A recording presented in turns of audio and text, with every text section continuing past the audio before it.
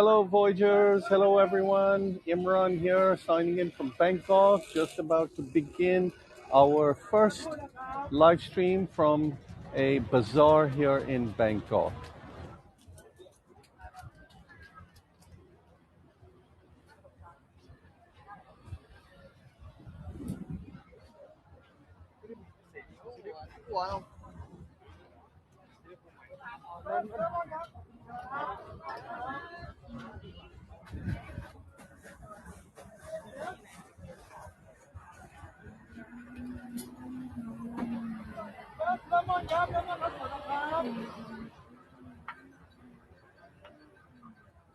So, hello, everyone, and welcome to Bangkok. My name is Imran, and this is my first live stream of two that I will be doing on the markets of Bangkok.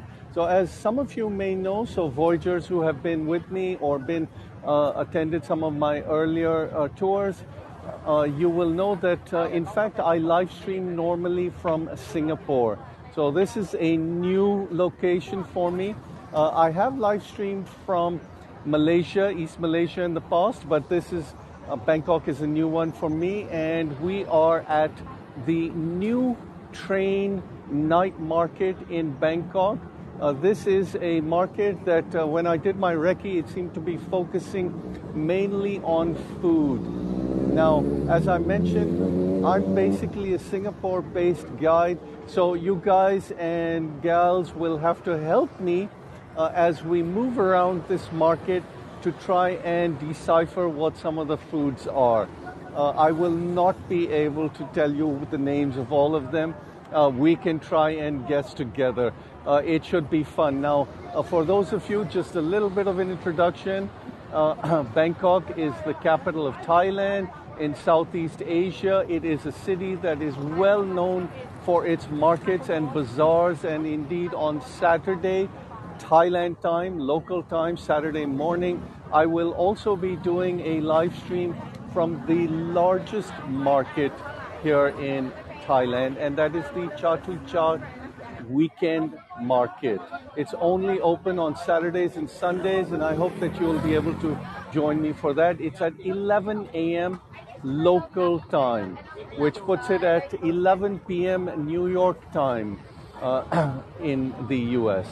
All right, so here we are, and we're going to walk through this market. As I said, Voyagers, old and new, please help me try and figure out some of the things that we are seeing. One of the great things about this platform, of course, is that it is a conversation and not just a lecture by me. All right, so let's begin. And so you can see one of the things is that this market is really on an empty ground that is located in between some tall buildings, and on the right was a shopping mall, and on the left is another shopping mall. So let's go.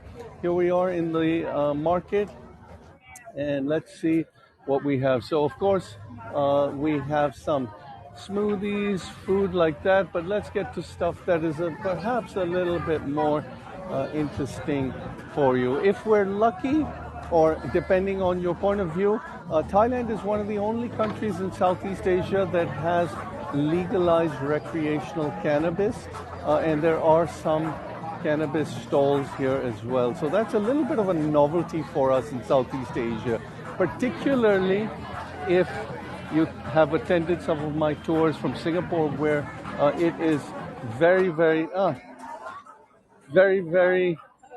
strict on drugs.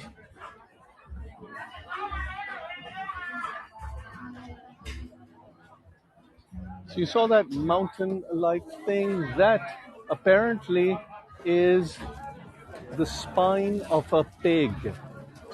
So yes, Evelyn, you're absolutely right. Thailand is a little bit more liberal in these sorts of issues.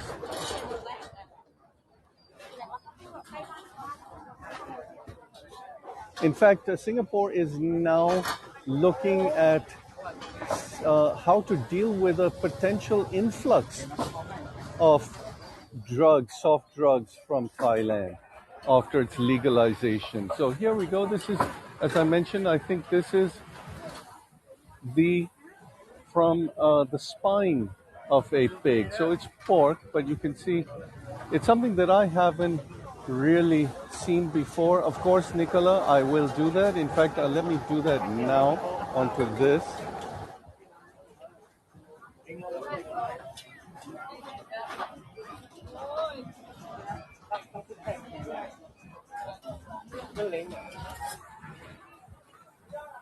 Get another angle.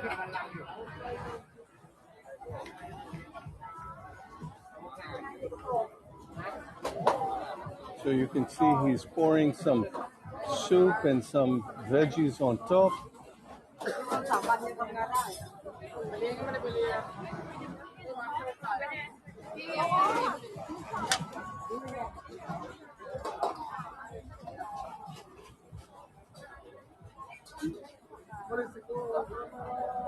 Is it oxtail or is it pork, Evelyn?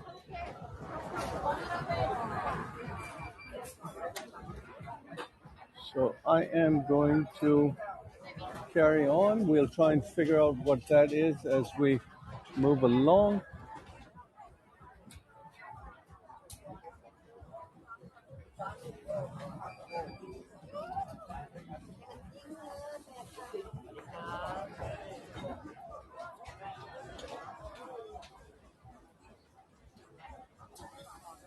So, hello, Voyagers. If you have just joined me, my name is Imran, and I am walking around the new train night market in Bangkok, Thailand, one of two tours featuring the markets of Bangkok. On Saturday, 11 a.m. local time, I will be featuring the largest market in Thailand, which is the Chatuchak Weekend Market. 11 a.m. local time Saturday.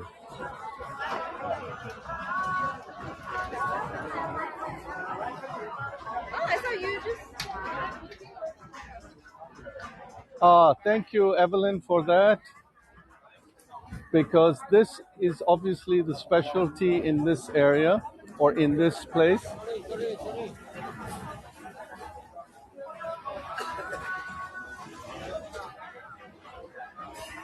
Now, in the past, this new train night market, it used to be a much more diverse mixture of different things. A lot of clothes, a lot of souvenirs, things like that. But now it seems to be focused more on food, which of course is fine by most of us.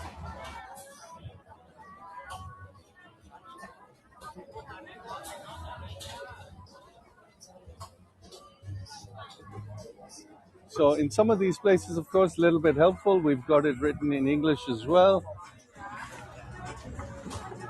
Ellen, it is very clean and organized. The lanes are marked. However, being a newbie over here, I am going to just walk around, and if I get lost, so be it. Jane, you asked why it's called Train Market. The original market, way back, used to be near the train station, but it has gone through many locations since then. I think what happens, and this is a conjecture from me based on my experience and understanding, is that as open spaces get filled up with buildings, these markets move to new spaces.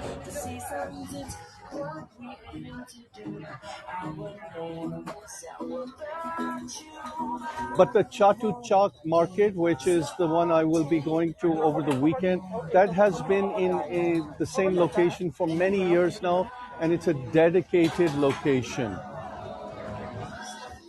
And it's very much a prominent market. People from countries in the neighborhood in ASEAN, like Singapore and Malaysia, will travel to Bangkok specifically for the weekend, sometimes just to visit that market and buy whatever it is, because it sells basically everything. They have different zones for different things, and you can spend an entire day there and still not capture everything that the market has to offer. Hello.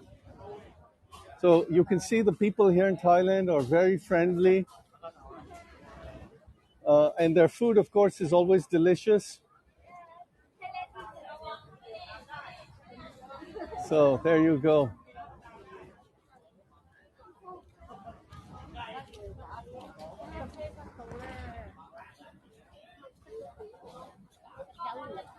Ellen, no, I can't smell anything other than when I walk past some durian shops or, of course, the fragrances from the food.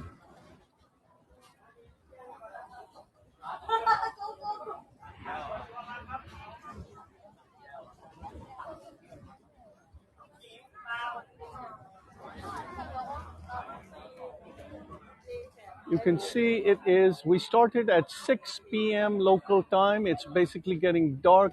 The surrounding areas are tall buildings with malls on both sides. When we started, the temperature was 29 degrees Celsius, which is close to about 90 degrees Fahrenheit if you think in Fahrenheit.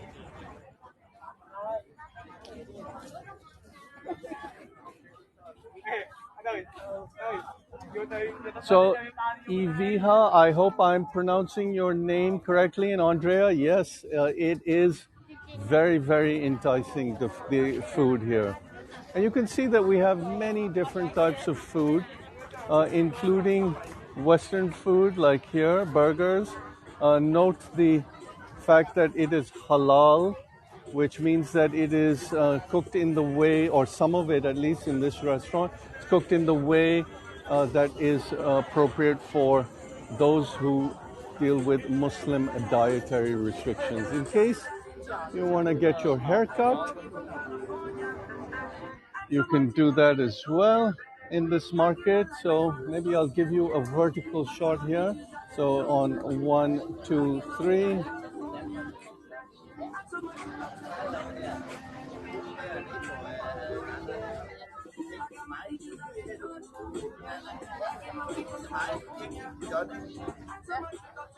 All right, back to vertical in 3, 1, horizontal, 1, 2, 3. Ellen, you asked about the humidity. It was about 40%. It's certainly not as humid as Singapore, so I'm not sweating and perspiring the way I would if I walk around when I do my live streaming from Singapore. In fact, when there's a breeze, it's quite pleasant. However, unlike Singapore, Bangkok has not got the same extent of greenery. So it does get a little bit still and it does heat up, but it's dry heat. And the currency here is the Thai baht. It is approximately maybe 34 baht to $1. Let's carry on. So you can see there is a little bit of a mix, not only food, but we're never far from food. And drink the local beer, one brand, Chang, Singa.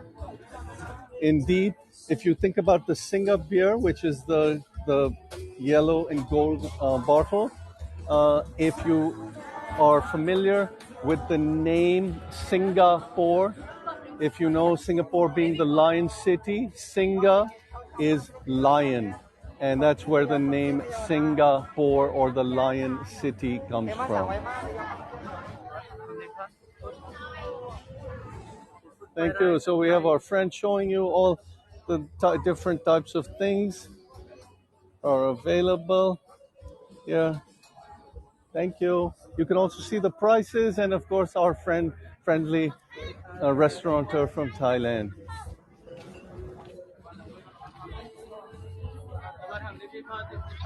From Singapore, we love coming to Thailand, to Bangkok, because it is so much cheaper. Flights, although post-pandemic, they have gone up in price because of the resurgence in demand, but flights pre-pandemic used to be very, very reasonable. we could get a round trip pre-pandemic from Singapore to Bangkok for below 160 US dollars. Evelyn, in a market like this, I suspect cash is more widely accepted, but they do have QR code payments here.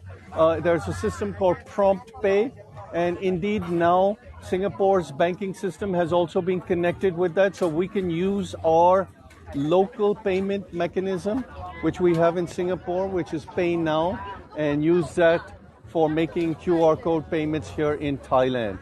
I believe that it is hoping to be rolled out pan ASEAN, so we should get to Indonesia as well very soon.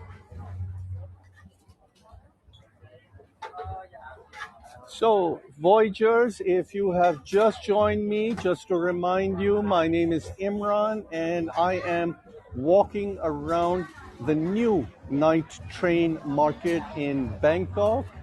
And it is just about 6:15 p.m. over here. So it is already dark. If you don't already follow me, please do consider following me. And you will see more of the content that I'm pushing out. You can see a lot of seating over here for some of the restaurants. This large screen that you're seeing up there, the last time I came here, they were showing live World Cup football.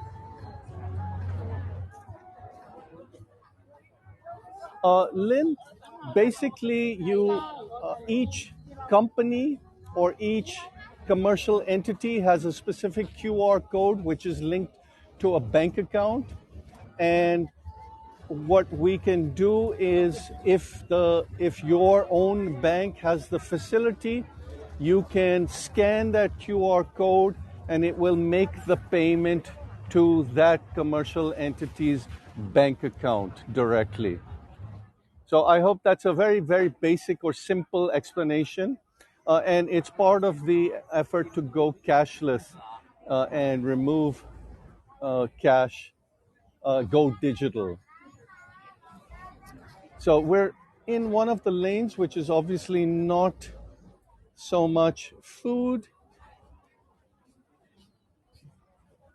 but things including chains, bracelets.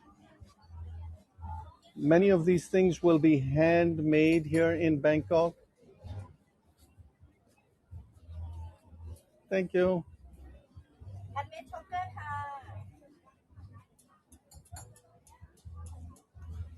Ellen, the market is scheduled to close at midnight. I have not been here at that time, so I'm not sure how many of the stalls are still open at that time. But that's the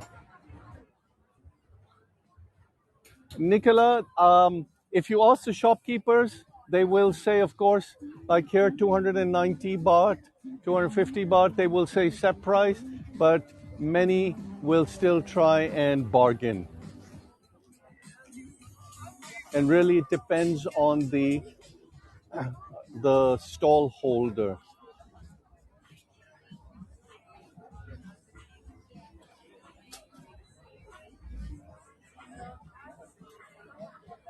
You can see the variety of things that are being sold in this market. That's where we have just come from.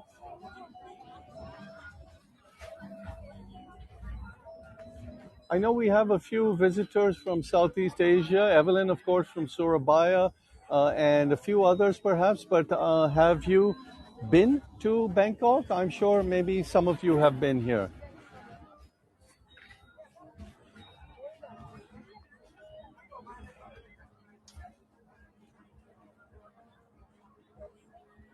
There you go, Momo. So 3 times, I'm sure you've been to the Chatuchak market as well. Tarek, I'm surprised, aren't you in Bali? It should be a hop, skip, and a jump for you.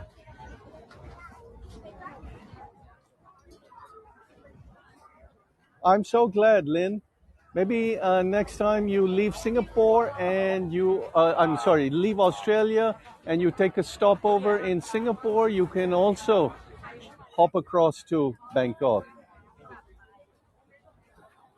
Okay, Tariq, I'm sorry. I thought you were in Bali.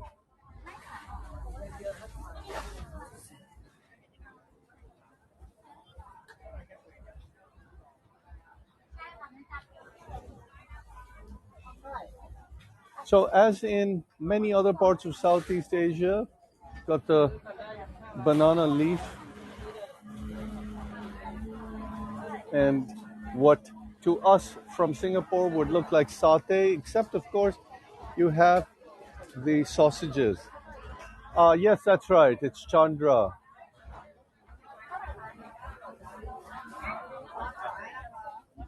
Bangkok surely is a shopping heaven with malls everywhere and with markets in the evenings everywhere.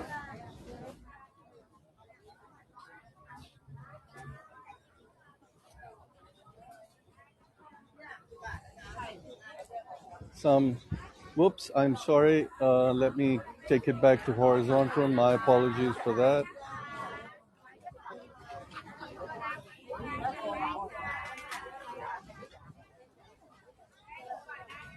So that sounds like a very good plan, Lynn, because once you get out to this part of the world, you may as well spend some time there.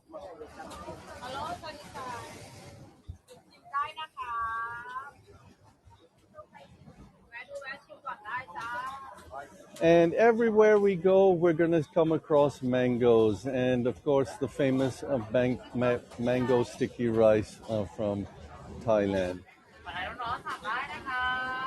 Now, coming, of course, originally from Pakistan, I'm a big fan of mangoes. But here, the mangoes are all year round. Over there in South Asia, they are very much seasonal, peak summer months.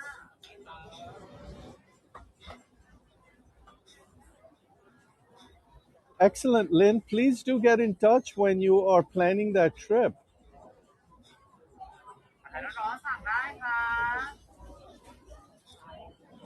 You can see there's a little bit of fusion, perhaps, I guess, for those of you who are foodies.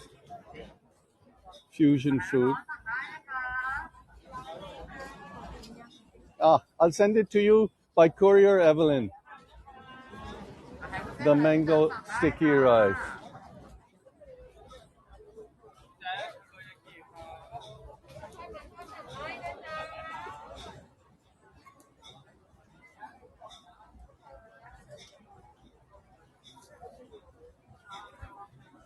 The famous pad thai.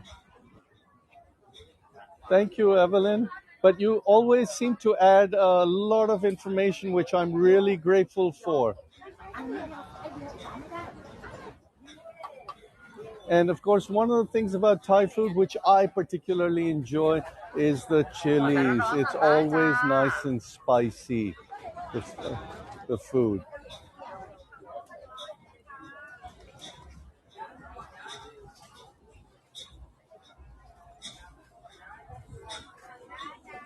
Ellen, I really don't know. I'm hoping that it won't be wasted, but who knows? Japanese food.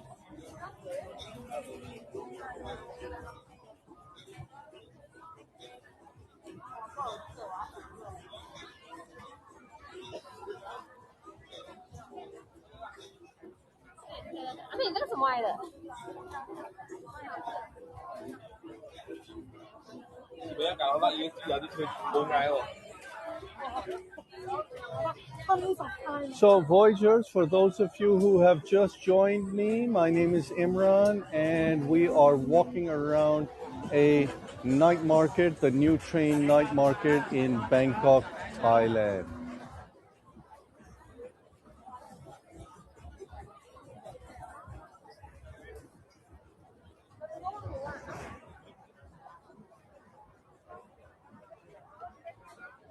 Absolutely, Nicola, we can.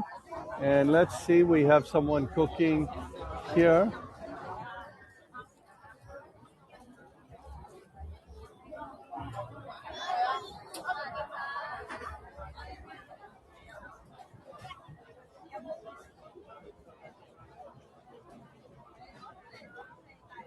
I'm sure you would, Lynn. And this is just the tip of the iceberg. Bangkok and Thailand have so many markets and bazaars. As I said, people from Singapore, we come and we travel here sometimes simply to visit these markets. And they are very reasonable for anything that you want to buy. So even if you don't bargain, things are still reasonably cheap.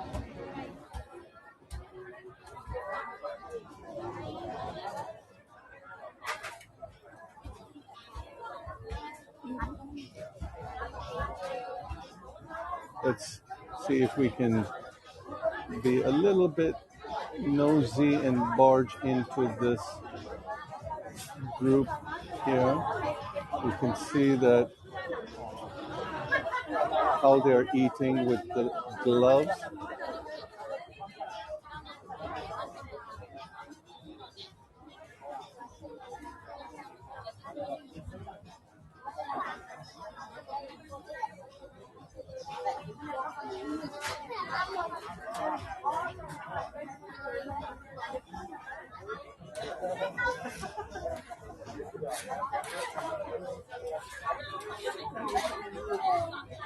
So, Lynn, you're absolutely right. Singapore can be expensive, but Singapore is also a little bit unusual in that you can go to all price points, and that is true for both food as well as accommodation.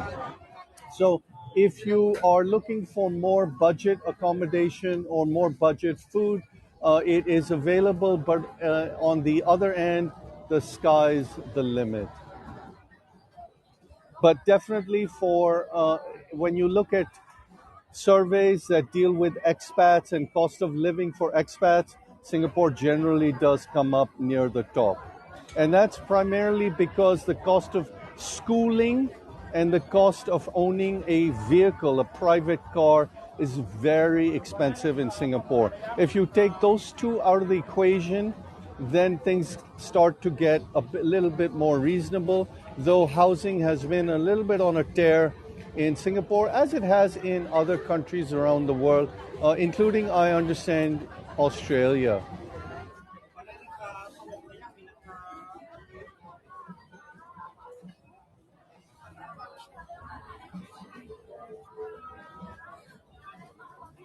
And one of the reasons why Singaporeans love to come to not only Bangkok but go across the causeway to Malaysia is because the food is so much cheaper over there and it's so much fresher.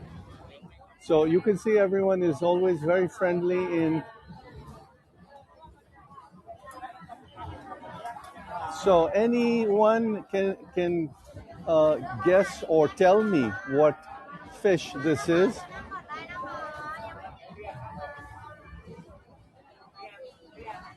Yeah, Ellen, that's the same in Singapore. The COVID, the pandemic. Momo, I'm guessing along with you, so I imagine so. The pandemic has created a little bit of a housing shortage in Singapore as well because there was very limited construction that was taking place during the last 2.5 years. And so it's a little bit of a catch up period for us. Okay, so Evelyn says with great confidence that was tuna. So the red snapper gets outvoted or outgunned.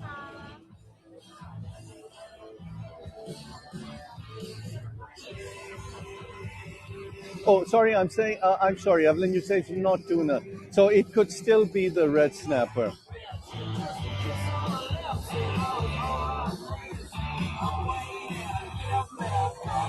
So this is basically back to where we started, and we're just going to go down a few more of the lanes, give you a better sense of what's available here.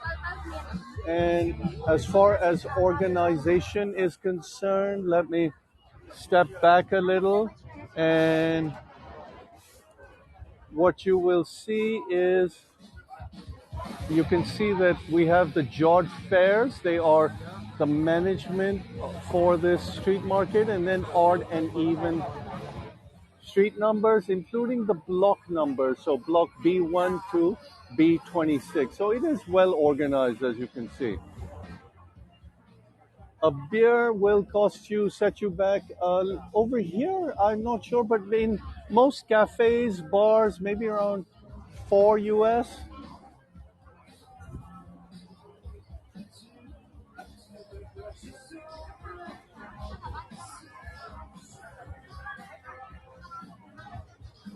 Yeah, Ellen, we will have a Christmas light up here in Bangkok as well. It will be in perhaps in the Sukhumvit area. I know many of the malls are already done up as well for Christmas. So for the mainly the expat community, it would be done up.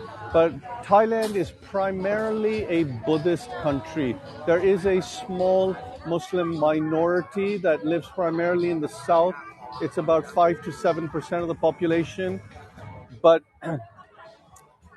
essentially it's a Buddhist country and it's a kingdom. So they have a lot of respect for the king.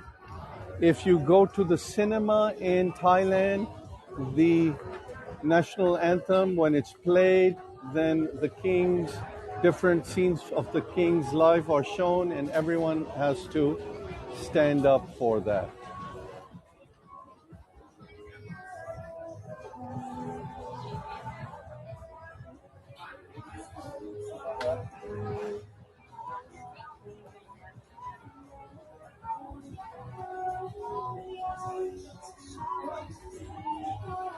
And Bangkok itself was a city of canals. And there are still canals that run through the city and still boats that you can take to get you around different parts of the city. Yep, so you know why people come here for seafood, because it is very fresh and also reasonable compared to, at least to Singapore.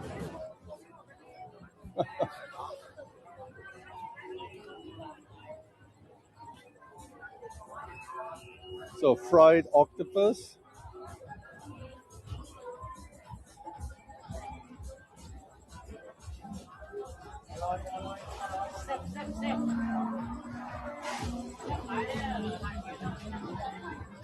So you can see the market's picking up a little from the time that we started.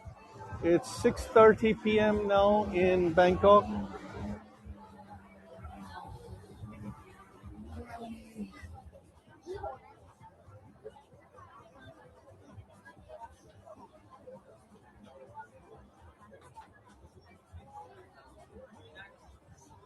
Dinner time, absolutely.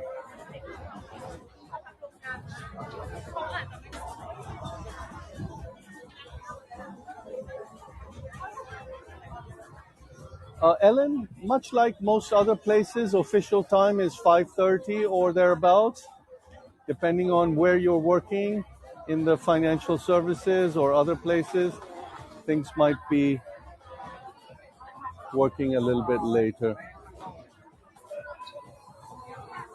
And the weekend is also Saturday, Sunday. Malls, shopping places, they are generally open by about 11 a.m. and they don't close over the weekend.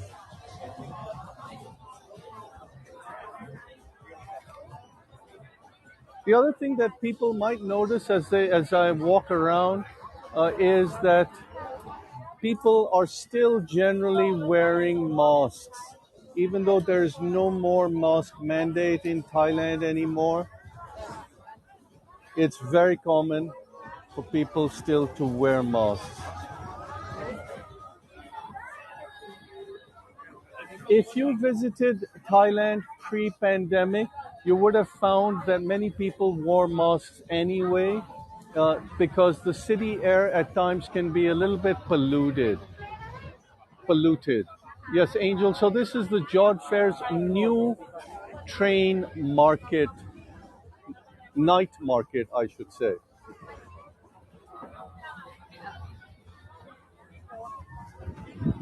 All right, someone asked for a close up. Here we don't have a screen.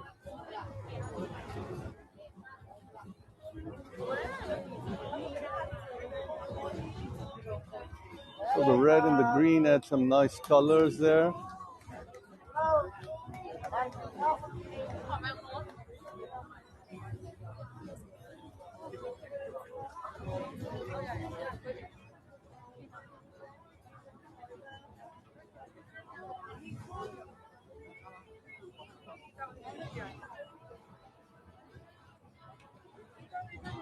So, how are people enjoying this bazaar, this market? Uh, okay, let's go back to the saute because we had chicken, we had salmon. Excellent. So, chicken, salmon, we can see down here. You can see the signs down here for the different types of saute.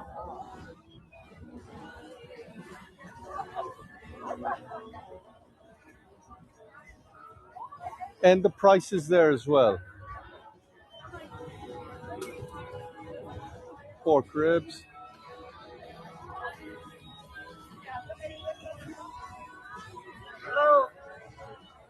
All right, our chefs as well. Wonderful. I'm glad you guys are and gals are enjoying the market and the food. In fact, this is very much a learning experience for me as well.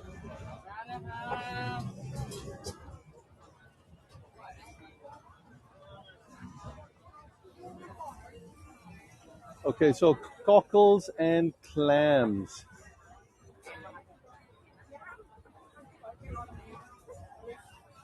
These are cockles and clams.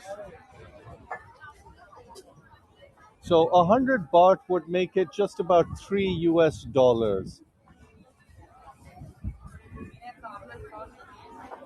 Um, I'm not sure about the Australian dollar, Lynn, but a satay stick would be about just about $1 US, slightly below $1 US, depending on what ingredient you're using.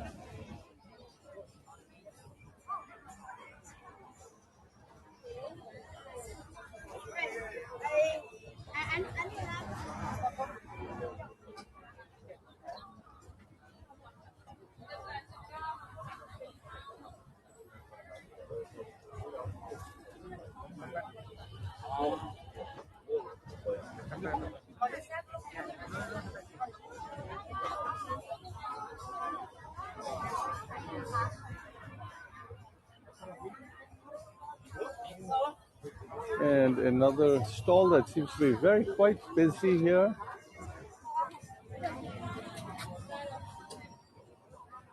Ellen, I imagine that it is mainly vegetable oil, but I also suspect that it differs from food to food. That's just my guess.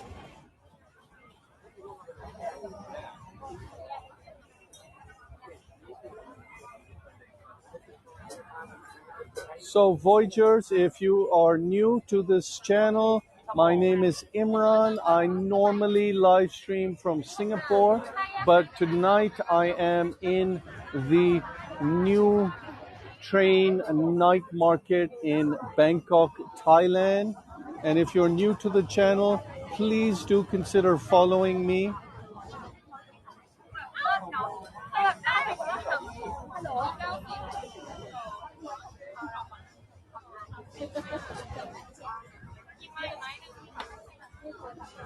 Nicola, I have lived there since 1997 now.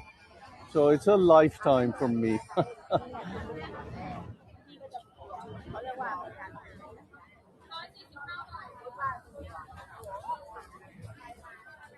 And it really has changed a lot from the time that I arrived there, Singapore. Some of you who may have been, if you follow the news about Singapore, you may have read that Singapore has yesterday repealed the old colonial era law that criminalized gay sex, which of course was never enforced, at least during the 25 years or so that I have been there. But it has formally removed that section from that statute from its law books. And that is a fairly significant step for Singapore. As I mentioned, it's never really been enforced. In fact, gay tourism is something that has been promoted. LGBTQ community operates quite openly there. However, it was always on the statute books. Nicola, yes, I did. In my previous life, before I became a guide, I was in the financial services industry.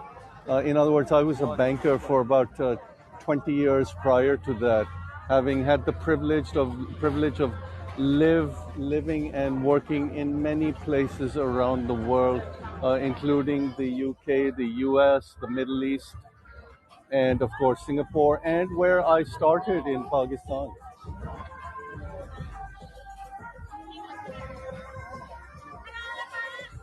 Okay, let's go down this alley here. And for those of you who are fans of the durian, and someone asked earlier whether the market smells, well, around the durian stall, yes, it does.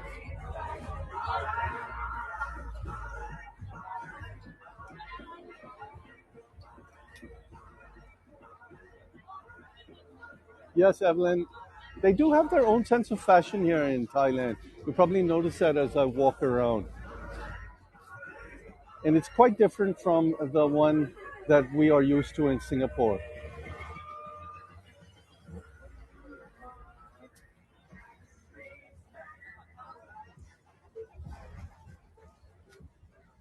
So is that my friend Bernard, who is my fellow guide from Singapore that's just joined? Thank you very much, Alan. Very kind of you. Those of you who can leave a tip, it is very, very kind. It helps me to push out new content, which I will be doing again on Saturday, local time, 11 a.m.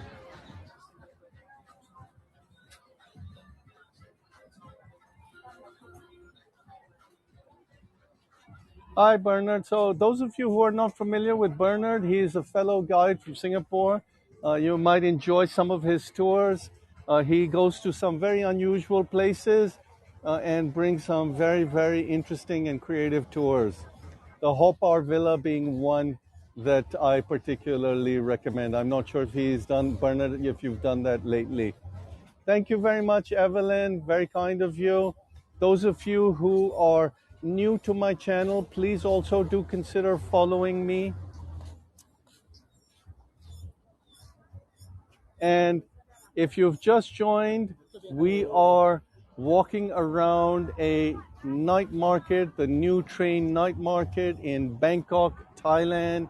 Bangkok, Thailand, pre-pandemic, was a place where Singaporeans would often come for the weekend, and now that things are slowly getting back to normal, we are getting back to our usual antics and traveling around and eating the good food here and enjoying the market.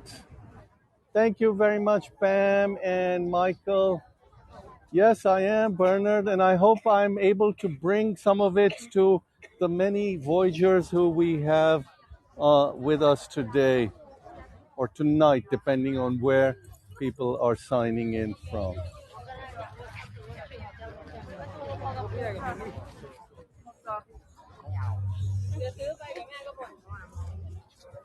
So you can see that food is a big thing here, along with clothes, and I'm stuck in a little bit of a traffic jam. Let me make my way up here.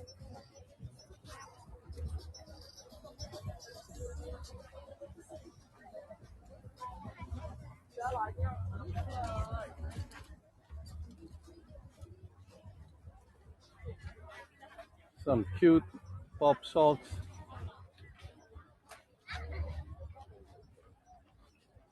There are some specialist malls for clothing in Singapore, which are very, very cheap. Platinum Mall is one of them.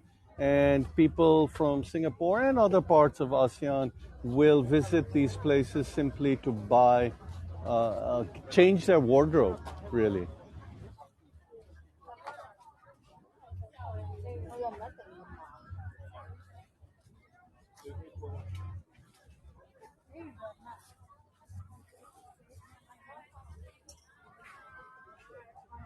Little bit of Christmas spirit for you.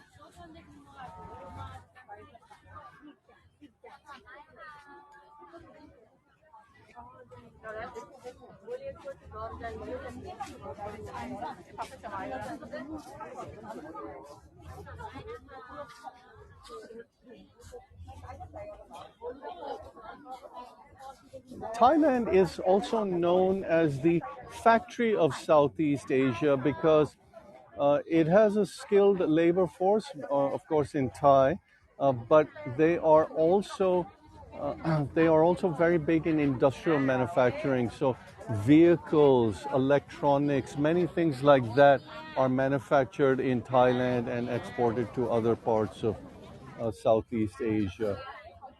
Pre-pandemic, tourism was huge. In fact, it was probably in the top three most visited cities in the world or countries in the world. Thailand. It's trying to get back to life, and from what I've seen walking around, we are almost there. So, like Singapore, like many other countries around the world, it seems that we are slowly leaving the pandemic behind. Thank you very much, Erica. Very kind of you. So I think we'll do one more walk up one lane. There you go. Nightlife in Bangkok is fantastic. Absolutely. And of course, this is only the markets. For those who are a little bit younger, I have kind of dated myself by talking about how long I've lived in Singapore, how long I've worked. So I'm not anymore into the clubbing thing. But for those of you who are a little bit younger and are interested in the nightlife from a clubs, bars point of view, Bangkok really is very, very lively.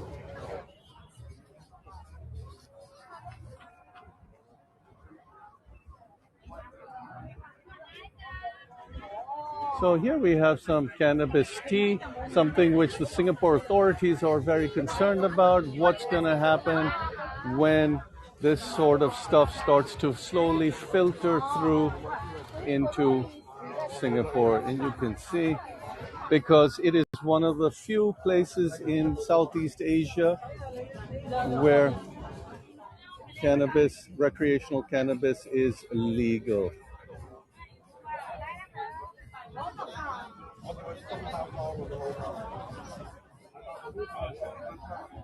Something we would never see in Singapore, or indeed in most other parts of Southeast Asia.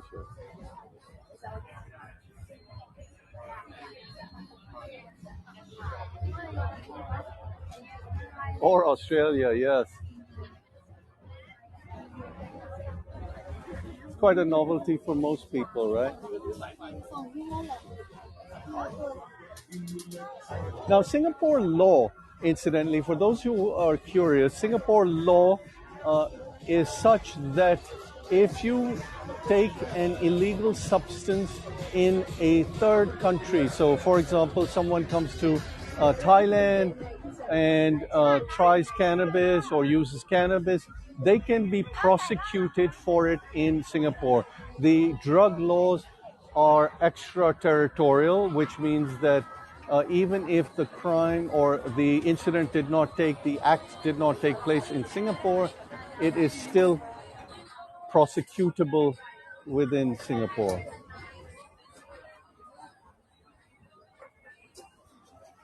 I'm not sure how that is in other parts of the world, but in Singapore it's still pretty strict. Yes, Dawn. So we have to be on our best behavior wherever we go.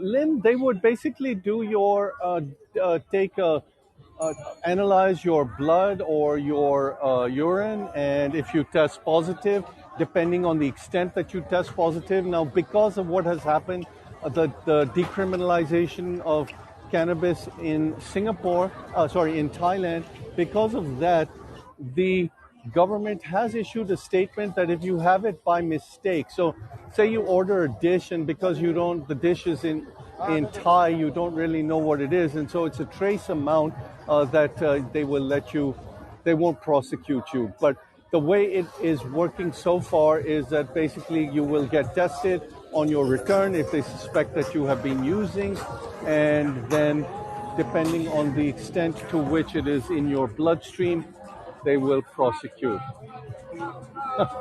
Yeah, absolutely, Evelyn. Now, this of course may change with time because the decriminalization of cannabis in Thailand is very, very recent. We're talking months here. So, what that means for the neighborhood, and by the neighborhood, I include Singapore and other ASEAN or Association of Southeast Asian Nation countries, what it means for them, we'll have to wait to see and how they react to it.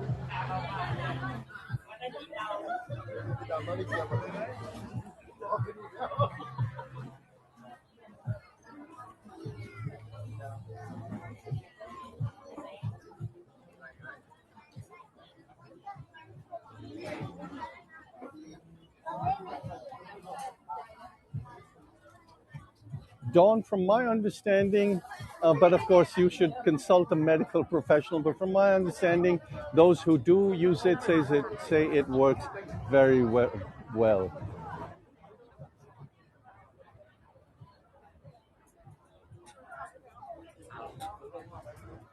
Is the signal still okay out there? Because I'm getting 2 bars over here.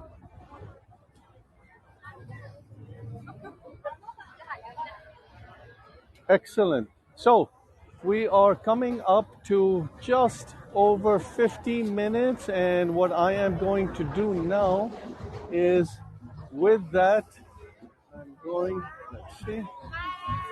So with that, I'm gonna sign off. Uh, yeah, the signal just keeps going 3 and 2. Let me find a spot where we get the 3. I guess it's become very busy here as well. We started off with 4 signals, 4 bars. So, ladies and gentlemen, thank you very much for joining me on this tour of the night train market in Bangkok, Thailand. I hope that you enjoyed it. And I'm sorry I couldn't give you more information than I did, but we've got Evelyn, we've got many others who were really able to help out with the fish and some of the other things. So those of you who are new to the channel, please do consider following me. And remember, I have a second live stream from the largest weekend market in Thailand, which is the Chatuchak Chat market. Okay, I think we're losing the signal. Let me step away. A little bit of music for you. Okay, hopefully the signal is back better. So I will be doing a weekend tour of the weekend market on Saturday, 11 a.m. local time, which is 11 p.m. the night before in New York. So please do consider joining me for that. And those of you who left a tip, thank you very much. It's always very nice and helpful to help push out new content. If you enjoyed the tour, please follow me, join me on Saturday, and I'll see you then. So this is Imran signing off from Bangkok, not Singapore, in Thailand. All right, take care, everyone. Have a great day, and see you soon. Bye.